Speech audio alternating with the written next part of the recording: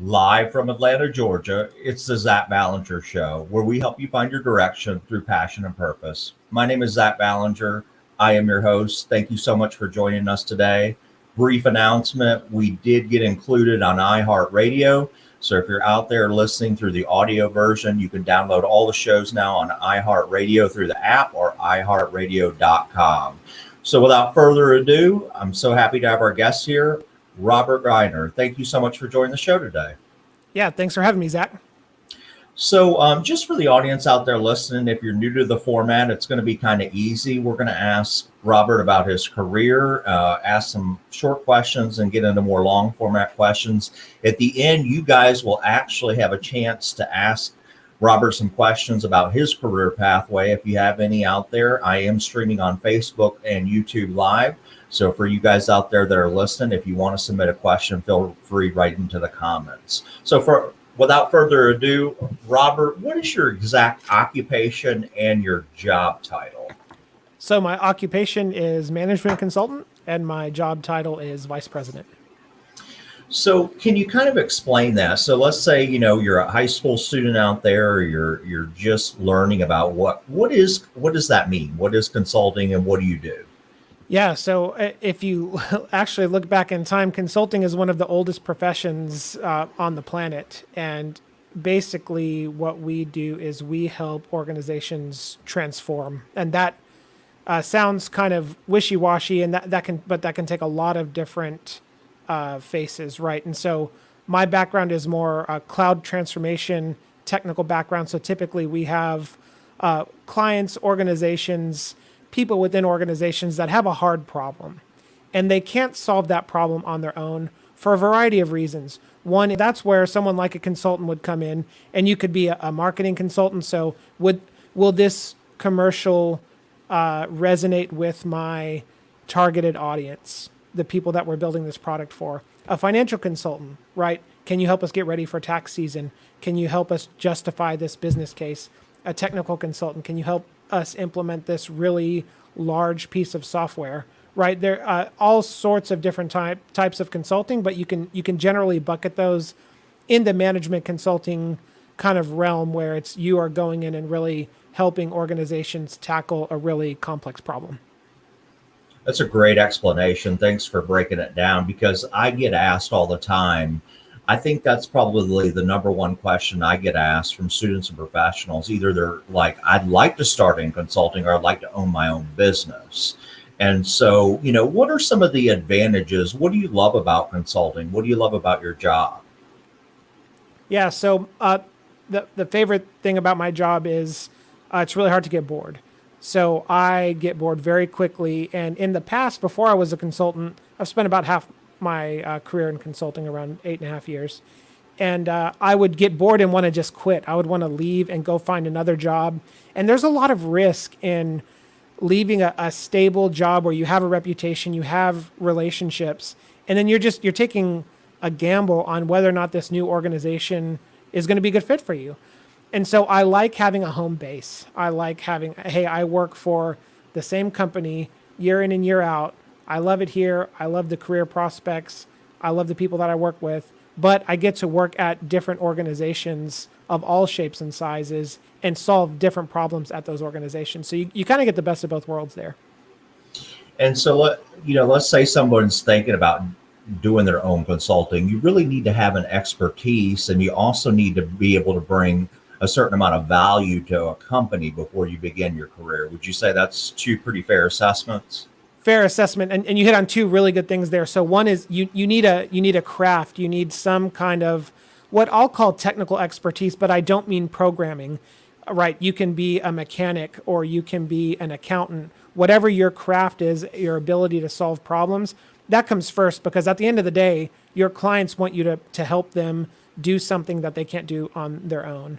And then second, you really have to have this sort of problem solving and ability to communicate ideas, both in a skill set and a mentality around like, hey, let me really dig in and first confirm, is the problem that you're having or experiencing or think you're experiencing really even the problem, right? Most times we get in and what our clients think the problem is really isn't the problem. And so that's kind of an interesting dynamic as well. So you touched on some of the stuff that you're passionate about. There, there's the change. You get to step in the business and help them transform. But on the flip side, some people kind of struggle with this question. But just wanted to ask you, what is some of the things that people need to know that maybe you don't like about your job, or that's a real challenge? Yeah, so consulting is an unrelenting pace. You're really busy or you're ultra busy, depending on how many things hit simultaneously. And so, for me personally, I like fast-paced, really challenging opportunities, careers, those kind of things. But I've been doing this for almost 9 years now, like I said, and like 9 years of that straight gets really, really. Carries a toll. You pay a price for the career growth aspects that you get for being able to work on such challenging problems. And then one other thing too is, I mentioned the ability to go to other organizations, other clients, and experience their culture, solve problems for them, and move on. The problem with that too is like you're not really part of the family, if that makes sense. It's very clear who the consultants are. It's very clear who the contractors are. It's very clear who the full-time employees are, and you're treated a little bit differently. Now, I would say, it's all fine. Everyone's acting professionally, but there is that. Oh, you guys just went and had a staff meeting in Colorado, and you flew everyone up for the day, and everyone went skiing, and you got paid to go skiing, but we're stuck. They're doing the work because.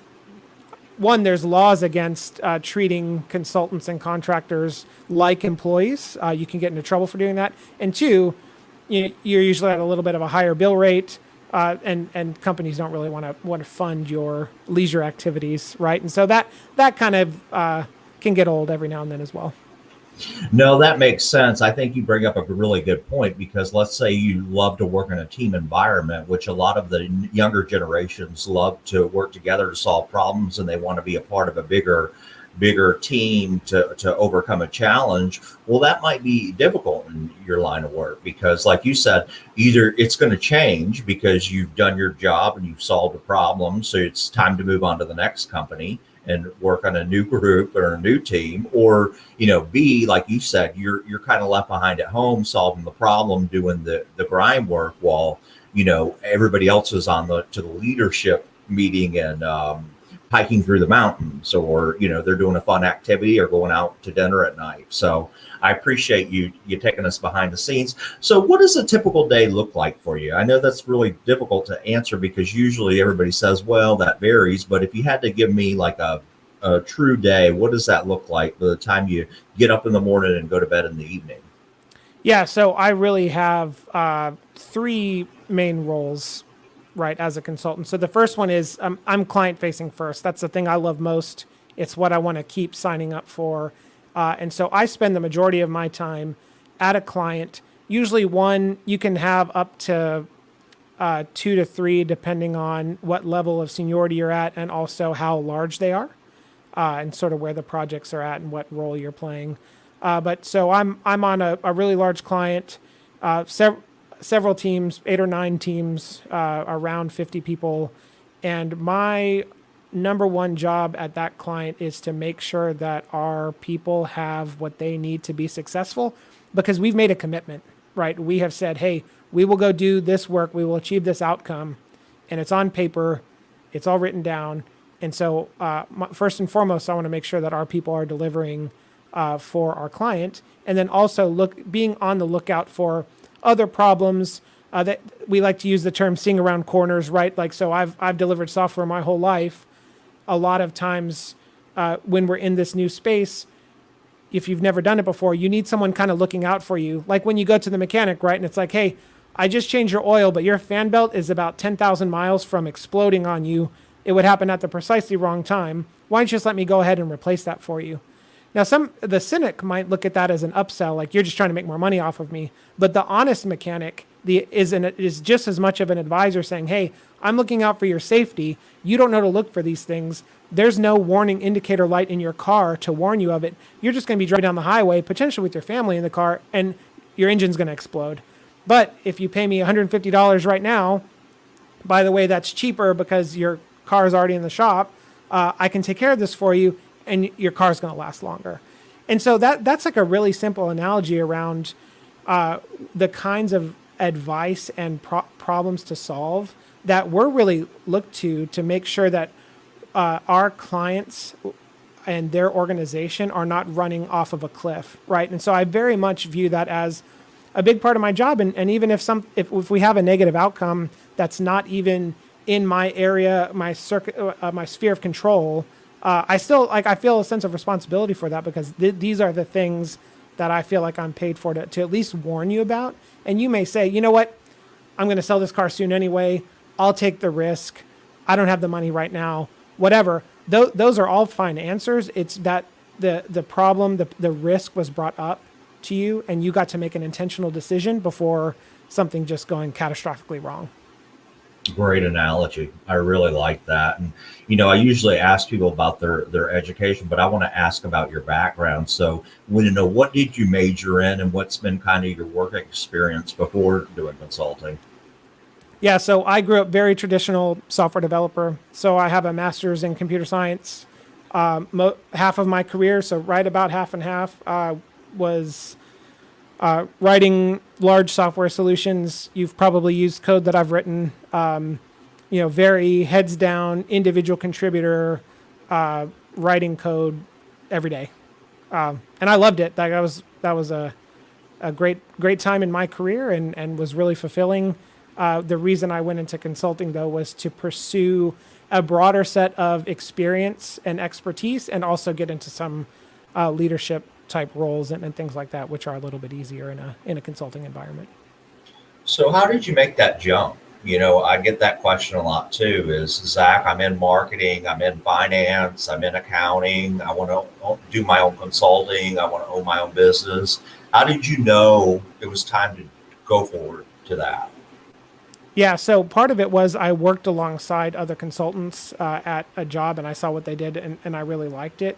The transition, though, was a little bit challenging. It was almost like going into a completely different career, because while I would say I'm still quite technical, it just looks different. I'm not writing code every day, and that was a journey. And so when I joined my current firm, I took a little bit of a pay cut, came in a little bit lower than I probably could have, and that gave me some runway to learn the craft of consulting.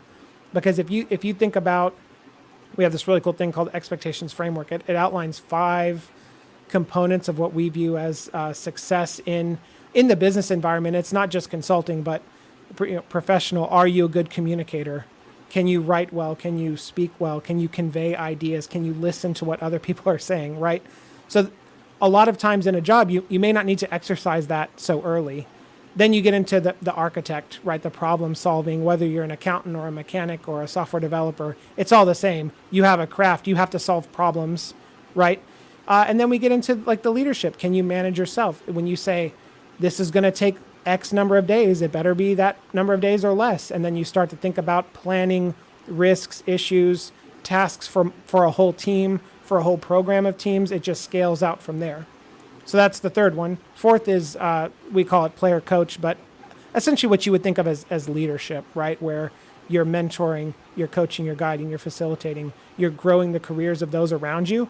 A lot of times in consulting, if the problem was obvious and a lot of people could do it, a client would not hire you to do it, right? So we need to make sure our people are constantly growing. And then an advisor dimension. Are you building relationships? Can you get things done? You have no role power when you get in. You're usually billing at a little bit of a higher rate than the full-time employees are making. And so there's that comes with the level of expectation, but you have none of the relationships or role power required to really get things done through sheer force. So you have to build those relationships and really become that mechanic like we talked about, where it's like, hey, look, I'm looking out for you. Here's the thing. I don't normally sell these kind of belts, but this is in your specific situation, based on what I know about you and your car. Here's what I'd recommend, and to have the presence of mind to basically be told no, like we're not doing that right now, even though it may be a great idea. We can't for whatever reason, and that's hard sometimes. I love what you first touched on, because it seems like everybody I interview, and that love their job and have been successful in it, they keep mentioning common themes. And you mentioned something before you got into consulting, you actually talk to people in the business. And I think that we take that so for granted that either A, we have mentors out there that can help us, but really when you start consulting, when you start businesses, when you start any type of career, I think it's essential you have people beside you that have been there before, who had the experience, who are able to guide you. What kind of role did that play for your success today? Oh, huge, right? You There's this saying, when the student is ready, the teacher appears. That's definitely been true in my life, and that, frankly, that's why I'm doing things like this, is to really help and pay forward some of the great advice and wisdom that I was given in my career, because that was huge, right? Even my very first job out of college as a software developer, I was assigned a mentor, which was basically a senior software engineer, right? And so he had a decade more experience than me, but was not in like a manager leader level. He was responsible for developing software just like I was. He just had more responsibility and a greater skill set and bag of tools. And so I remember spending very regular time with him, learning the craft, learning how object-oriented programming worked, learning how what I learned in college didn't necessarily translate to this group. And really, he helped me become effective in my role. And I've had formal, informal mentors like that throughout my career. And they're kind of elusive, but also easy to find, in the sense that when someone will make it obvious to you that, hey, like, they're invested in you growing your career, and that's the time to really dig in, ask for help, act on the advice that you're given, and really signal to them that you're dialed in and you want to be helped, and you value their advice and wisdom, and that you're using and you're growing because of it. And you need dozens of mentors throughout your career. Oops, sorry about that. I don't know what. No problem. Let me see here. So anyway, yeah, that's been a huge part. I just had to switch cameras real quick. That's been a huge part of my career, and something that is regardless of what you go into, but especially a job like consulting, you really need to identify mentors and to really ask people, like, hey, can you help me with this? Even if it's, I want to get better at public speaking, can you help me with that specifically? Or, hey, can you just sit down with me? Can I buy you lunch and just talk about career guidance and growth and things like that? Yeah, and for the students out there, what I tell them too, I was just at a college a couple of weeks ago, and the coronavirus has really affected kind of what we do on a day-to-day basis. But one of the suggestions I had for them is do Uber Eats. Reach out to somebody. If you want to work at IBM, reach out with somebody if they're willing to help you. Schedule a virtual half hour. Have Uber Eats deliver them just lunch. I gave away some gift certificates for them to be able to do that. And so, who cares if they say no? A lot of times they'll say yes. I'm not going to turn down a free meal. And then, for them to be able to help you, mentor you for 30 minutes, you can do virtual lunches, virtual coffees, or even sit down and be creative a little bit about it. So I think you're right as far as networking as well. This is a big key. Now, how do you get your clients? Is it based on relationships? Is it networking? Do they just find you on a website? How do you go about finding those clients? Oh, yeah. So we have a couple of methods. Most of our business, and we have about 700 people at Pariveda. Most of our business is repeat referral, which means that we focus on helping the individual person. Yes, we're helping an organization. Yes, we're helping their shareholders. But at the end of the day, you're making a commitment to a person to get something done for them. And a lot of times, like I said, if they don't have the expertise or capabilities to get this stuff done on their own, their job's on the line as well. And so the stakes are pretty high. So a lot of what we do is repeat referral. We rely heavily on our partners. So like AWS, for instance, you might imagine, they're such a Goliath. Everybody from startups to the Fortune to the Global 10 they all use AWS, right? And a lot of times there's needs that fall outside the realm of what they offer. And so we can come in as a partner and sort of create a solution together. That's probably my favorite, just because I'm so into cloud solutions and cloud transformation. I tend to like that, prefer that the most. And then also, yeah, we build offerings and like a business case for cloud transformation, for instance, and we will build that out and we'll market it and we'll go try to do a very like focused implementation, leadership training, workshops, things like that. So really for consulting, because your product is your people, you can take any kind of go-to-market strategy you want, and it'll typically work out if what you have is good. And, when I talk to people, I always ask this question because I think it's fascinating for people to hear because you've been doing this, I think you said about 9 years, right? The consulting. Yep. And so you look back over your career, obviously you're successful today, but did you ever have any adversity or is there a story you can think of where something came along and it really either affected your career and you had to think for yourself, wow, I weathered that storm, or something that you can think of that came along your way? So two things, and I'll say the first one as an example only because you mentioned that a lot of your viewers and listeners are students. I graduated college early, and so I was barely just 21 when I got my first job, and there is a level of it's hard to be taken seriously when you're young, and you cannot let that make you bitter or discourage you.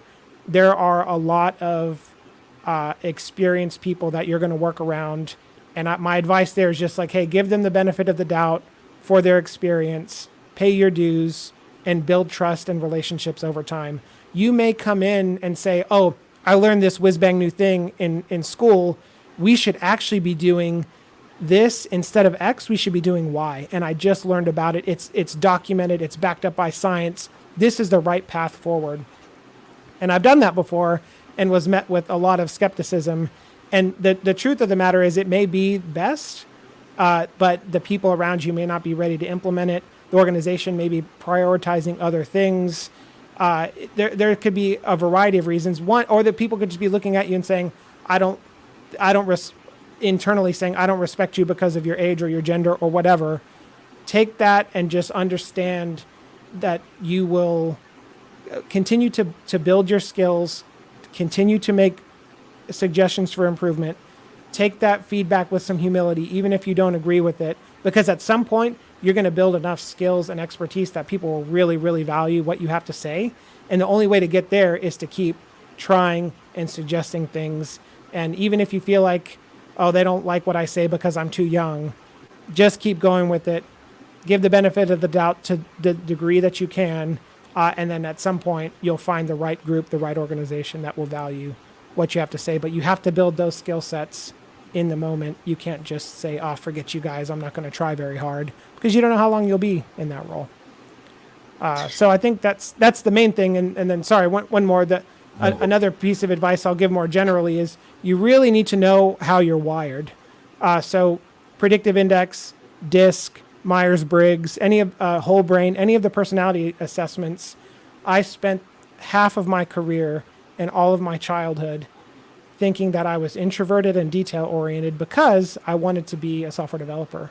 And all software developers are detail-oriented and introverted, aren't they? That's not the case. Turns out I'm extroverted and not detail-oriented at all. And I did not find that out until about 7 or 8 years into my career. And that created a lot of tension because I didn't really understand. I didn't have a vocabulary for what was happening. So it's really important that you understand how you're wired. And once you understand how you're wired and you have a vocabulary around that, you can start to think about how other people are wired, and you can adapt your approach to suit their needs as well. And I think that's a really critical factor for long-term career success. Love your advice. First of all, the adversity piece, when you're coming out, even if you're a professional and let's say you've gotten laid off because of the coronavirus, it's really your time to, you can either see it as this is the worst thing that's happened to me or the best thing that's happened to me, because now I'm going to find something that I really love or really enjoy. And when I got graduated for college, it took me 250 job interviews with over 50 companies before I landed my very first opportunity in a career I wanted to do at the time. And I think that's that tenacious ability that you have. You can't give up. And, as cliche as that sounds, what motivated me to keep going and going was people telling me, you can't do this. You're too young. You're too inexperienced. You don't have sales experience. You don't have platform skills. You'll never make it. You're going to fail. You need to do this. And I was like, forget that. And that's always been my mindset throughout my life, is when somebody tells me no, I try to find where I can prove them wrong. And I think you have to have that. The last part you touched on, about I have a new book coming out in November, Don't Be a Zombie, How to Find a Career You Love, and a chapter that's devoted on taking personality profile tests, taking career aptitude tests, because we got to find out what our strengths are. We got to learn more about ourselves. Similar position as you are. Most people would think I'm an extrovert. I'm actually an introvert, and that's changed over time. But and I have a hearing loss, so that's kind of contributed to that as well. But I didn't even realize I really was an introvert. Most people think when you get up and give presentations or you do talk shows that you're automatically extrovert. That's not necessarily true. I'd much rather be at my house watching a football game by myself, or reading a book, or working on the next talk that I'm going to give. So great advice. I want to get to some of these questions that came through students. Can a student go from a degree field? So the student asks, I'm graduating in May. Can I go right into consulting, or do I need to go out and get experience? Yeah, not only can you, you should. I think a wonderful first job is consulting. The pace is fast. You're at a point in your life where you can really step on the gas of your career. I have 2 kids. I have a lot of responsibilities outside of work, and so I can't devote as much time today into my job as I could when I was in my early 20s, just graduated college. And so I think consulting is a wonderful first job, even if that's not what you want to be when you grow up, right? 2, 3, 5 years. And what I tell people at our firm all the time who are graduating from college, coming right in, it took me 6 years to get a role that was senior software engineer. At my firm, you can get that in 2 to 3 years. The same kind of responsibility, the same kind of work. It's just, it goes much, much faster. So I would say, if this sounds remotely appealing to you, even if you don't know if you want to do it for 3 decades, starting there, and especially the network that you build around it at some of these larger firms, it can really accelerate your career for the long term, regardless of what you want to do. And last question that came in as a student asked, about how many hours do you work per week? Man, that really varies. So I think before COVID, it was between 50, 60. I mentioned earlier 3 roles. I think I only ever got to 1, but definitely I'm part of the leadership team in our Dallas office. So I have local and national roles internally. So you're working like full time at a client, and then you have another day job like internally.